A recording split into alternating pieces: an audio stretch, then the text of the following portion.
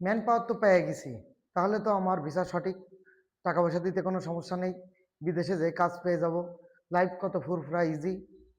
বন্ধুরা, এমনটাই ভেবে প্রতারিত হচ্ছেন। সাবধান, সতর্ক হন, বিপদ সন্নিকটে যদি একটু সচেতন না হন।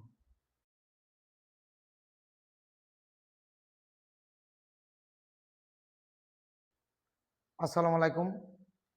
সাহায্যের হাত ফাউন্ডেশন কর্তৃক পরিচালিত প্রবাসীদের বন্ধু পরিবারের পক্ষ থেকে সবাইকে শুভেচ্ছা ও স্বাগতম। সবাই কেমন আছেন? দীর্ঘ বিরতির পরে আবারও ফিরে আসলাম আপনাদের মাঝে। অনেকেই বুঝতে পারছেন অলরেডি আমার প্রথম শব্দ উচ্চারণ দেখে যে আমি আজ কোন বিষয় নিয়ে আলোচনা করতে যাচ্ছি। আজকে যে বিষয় নিয়ে আলোচনা করব সেটা হচ্ছে ম্যান পাওয়ার ক্লিয়ারেন্স কার্ডের সঙ্গে ভিসা সঠিক বা বিদেশে গেলে আপনি কাজ পাবেন। বন্ধুরা মনে রাখবেন, ম্যান পাওয়ার ক্লিয়ারেন্স কার্ড পাইলেন মানেই যে আপনার ভিসা সঠিক, এটা ঠিক না।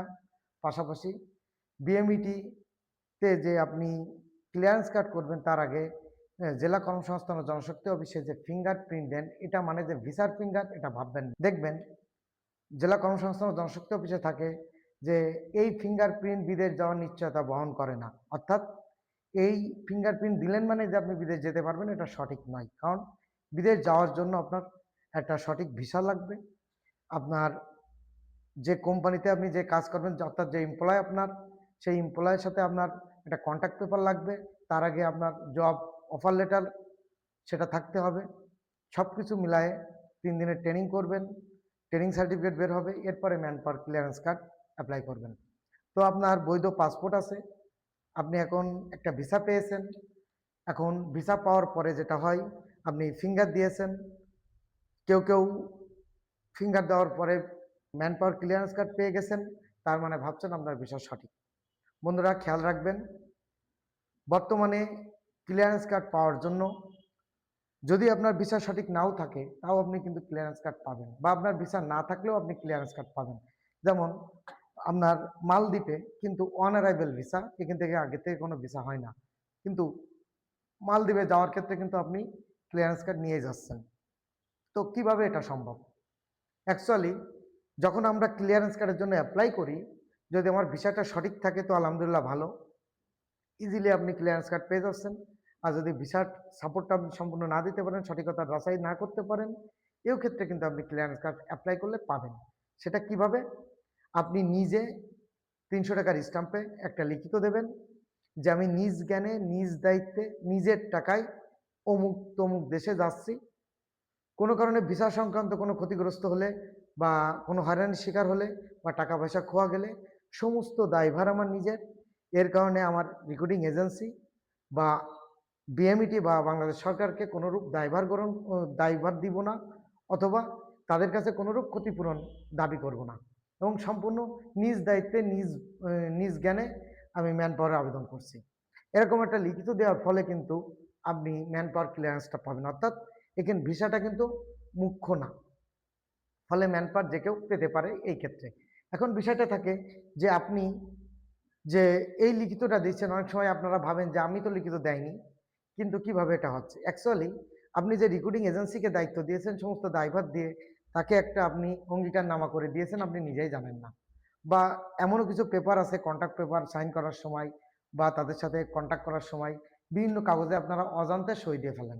অনেক সময় সেটার কারণে এই সইটা তখনই তারা নিয়ে রাখে, অথবা আপনার পক্ষে তারাই অনেক সময় এটা দিয়ে দেয়। তো আপনারা যদি ভিসা সংক্রান্ত ব্যাপারে সন্দিহান থাকেন, অবশ্যই এই ধরনের কোনো লিখিত দিয়ে ম্যান পাওয়ার পেয়েছেন কিনা এটা আগে যাচাই বাছাই করবেন। দেন আপনারা কনফার্ম হবেন যে হ্যাঁ, আপনার ভিসার সাথে ম্যান পাওয়ারের আদৌ কোনো কানেক্টিভিটি আছে কিনা। আর বন্ধুরা সবাইকে বলতেছি, আপনার ভিসার সঠিকতা যাচাই না করে দয়া করে আপনারা লেনদেন করবেন না। তারপরে যদি লেনদেন করেন, অবশ্যই ওই রিক্রুটিং এজেন্সির আরএলধারী যারা রিক্রুটিং এজেন্সি তাদের ব্যাংক অ্যাকাউন্ট যেটা থাকে এজেন্সির নামে, ওই ব্যাংক অ্যাকাউন্টে লেনদেন করবেন এবং পত্র ডকুমেন্টসগুলো সংরক্ষণ করবেন।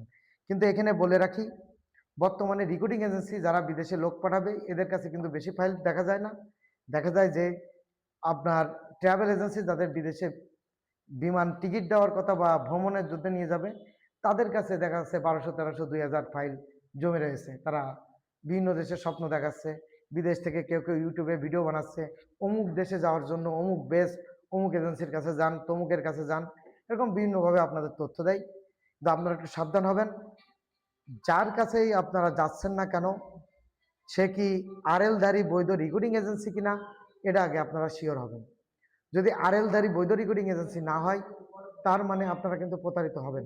তো সংক্ষেপে আরেকবার আমি বলি যে আপনারা বিদেশ যাওয়ার পূর্বে যদি কোনটা সঠিক আরএলধারী রেকর্ডিং এজেন্সি এটা না চিনতে পারেন, তার জন্য আপনি যে ওইপি প্ল্যাটফর্ম, যে ওইপি প্ল্যাটফর্ম নিয়ে আমি বিস্তার আলোচনা করেছি, এই ওপি প্ল্যাটফর্ম যদি কেউ নিজে এখনও লগ ইন না করে থাকেন, আপনারা লিখবেন employee.oep.gov.bd, অর্থাৎ গভর্নমেন্ট ওয়েবসাইট, যেটা আমাদের ভিডিও ডেসক্রিপশন লিঙ্কেও থাকবে।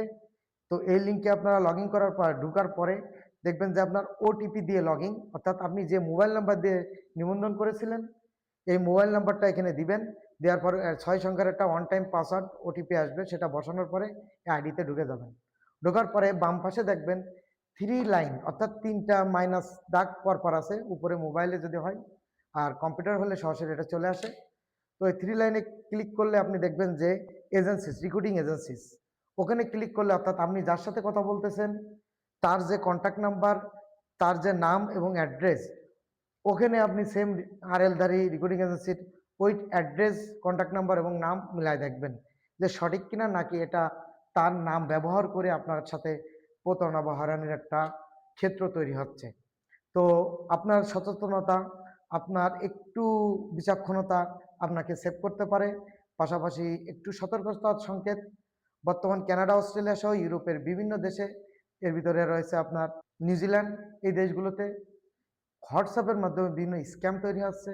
তারা 5 লাখ, 7 লাখ, 10 লাখ টাকা কানাডা, অস্ট্রেলিয়া, নিউজিল্যান্ড এইসব দেশে পাঠাচ্ছে। এই ধরনের বিভিন্ন প্রতারণামূলক বিজ্ঞাপন দেয়, অনলাইনে যোগাযোগ করে, অনলাইনে টাকা নেয়, অনলাইনে টাকা নেওয়া শেষ আপনাকে আবার ব্লক দিয়ে দেয়। তো সবাই একটু সাবধান থাকবেন। পাশাপাশি Belarus, Cyprus, Serbia, Kyrgyzstan, Ethiopia, Vietnam, Cambodia, Laos, মালদ্বীপ, আজারবাইজান, কঙ্গো, মলদোভা, তবে আপনার ইউরোপের কিছু ছোট ছোট দেশ, আফ্রিকার কিছু দেশ, এই দেশগুলোতে অ্যাকচুয়ালি স্টাম্পিং ভিসা, তারা ই ভিসার নামে আপনাদেরকে অনেক সময় হয়রানি করে। একটু সাবধান থাকবেন। কোন দেশের ভিসা প্রসেস কি, কোন দেশের ভিসার প্রক্রিয়া কি, এক দেশের ভিসা আবার আরেক দেশে দিয়ে দিচ্ছে কিনা, ইত্যাদি বিষয়ে আপনারা একটু সচেতন থাকবেন। কারণ এখন আপনারা ম্যাক্সিমাম বিভিন্ন দালাল বা ট্রাভেল এজেন্সি বা অন্যান্য বিভিন্ন সংগঠন বা ভিসা প্রসেসিং সেন্টারের সাথে আপনারা বেশি যোগাযোগ করতে অভ্যস্ত হয়ে গেছেন। ফলে আপনাদের প্রতারণা বা হয়রানির মাত্রাটাও অনেক বেশি হয়ে গেছে। আপনাদের একটু সাবধান থাকতে হবে এ ব্যাপারে। পাশাপাশি আপনাদের অবশ্যই ভিসা আগে যাচাই করবেন। যদি কোনো ই ভিসা হয়, অবশ্যই সেটা সে দেশের গভর্নমেন্ট ওয়েবসাইটে থাকবে, এবং গভর্নমেন্ট ওয়েবসাইটে দেখবেন নিউজিল্যান্ডের ভিসা, যেমন গতদিন একটা চেক করতে যেয়ে দেখি যে আপনার GOV হবে, সেখানে GOVT দেওয়া আছে, তার সামান্য একটা অক্ষর, আর কোনো কিছু না। বাকি সব কিন্তু ওই দেশের গভর্নমেন্ট ওয়েবসাইটের মতোই দেখাচ্ছে। তো সেই লিঙ্কে পাওয়া যাচ্ছে, অন্য কোনো লিঙ্কে পাওয়া যাচ্ছে না। তো এরকম আপনি যে লিঙ্কে চেক করতেছেন অ্যাকচুয়ালি সেটা ওই দেশের গভর্নমেন্ট ওয়েবসাইট কিনা, সেটাও আপনারা যাচাই বাছাই করবেন। বিস্তর যদি আপনাদের এর সংক্রান্ত আরও বেশি তথ্য লাগে, সরাসরি আমাদের অফিসে যোগাযোগ করতে পারেন, বা আমাদের যে ডেসক্রিপশন লিঙ্কে আমার হোয়াটসঅ্যাপ নাম্বার থাকে, সেখানে আপনারা মেসেজ দিতে পারেন, বা আমাকে কল করতে পারেন। প্রত্যেকদিন রাত 8টা থেকে 12টা এই টাইমটা সরাসরি আমি আপনাদের সঙ্গে কথা বলি, এই টাইমে ভিডিও বানাই, এই টাইমে আমি আপনাদের সাজ্জাদ ফাউন্ডেশনের পক্ষ থেকে ওপেন ক্লাস নিই। তো যারা ট্রেনিং করতে চাচ্ছেন বিনামূল্যে, আপনাদের জন্য বিদেশ যাত্রার জন্য সহজ হয়, সচেতনভাবে নিরাপদে যাত্রা করতে পারেন, সেজন্য আপনাদের ট্রেনিংয়ের ব্যবস্থা আছে। সাজ্জাদ ফাউন্ডেশন একটি সেবামূলক এবং অরাজনৈতিক সংগঠন। এটি এতিম, অসহায়, দুস্থদের মাঝে বিভিন্ন তাদের অধিকার নিশ্চিত করার জন্য, এবং এলাকার সুবিধাবঞ্চিত যে সকল অসহায়, দরিদ্র, হতদরিদ্র লোক রয়েছে, তাদের সেবা এবং জীবনযাত্রার মান উন্নয়নের জন্য বিভিন্ন কার্যক্রম পরিচালনা করে আসছে। সবাই সাজ্জাদ ফাউন্ডেশনকে দোয়া করবেন, আমাদেরকে দোয়া করবেন, আমাদের সাথে থাকবেন, সহযোগিতা করবেন ইনশাল্লাহ, আমাদের জন্য দোয়া করে। আর পাশাপাশি আপনারা যারা সাজ্জাদ ফাউন্ডেশন থেকে এর আগে সেবা নিয়েছেন, অথবা প্রবাসীদের বন্ধু পরিবারের পক্ষ থেকে যারা সেবা পেয়েছেন, আশা করি আবারও তাদেরকে আমরা সেবা করতে অ্যাক্টিভ আছি। আমাদের জন্য দোয়া করবেন। সবাই ভালো থাকবেন, সুস্থ থাকবেন। আসসালামু আলাইকুম।